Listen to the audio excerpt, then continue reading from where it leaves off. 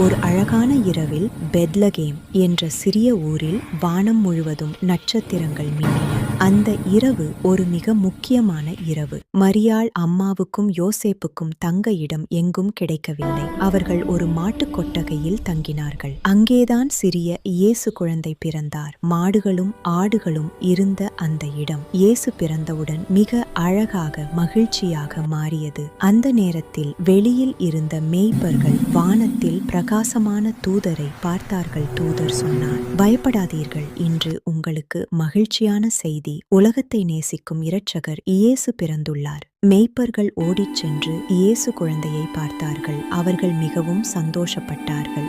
வானத்தில் இருந்த ஒரு பிரகாசமான நட்சத்திரம் தூரத்திலிருந்து வந்த ஞானிகளை இயேசுவிடம் கொண்டு வந்தது. அவர்கள் பரிசுகள் கொண்டு வந்து இயேசுவை வணங்கினார்கள். இவ்வாறு அன்பு, அமைதி, மகிழ்ச்சி கொண்டு வந்த கிறிஸ்துமஸ் நாள் வந்தது.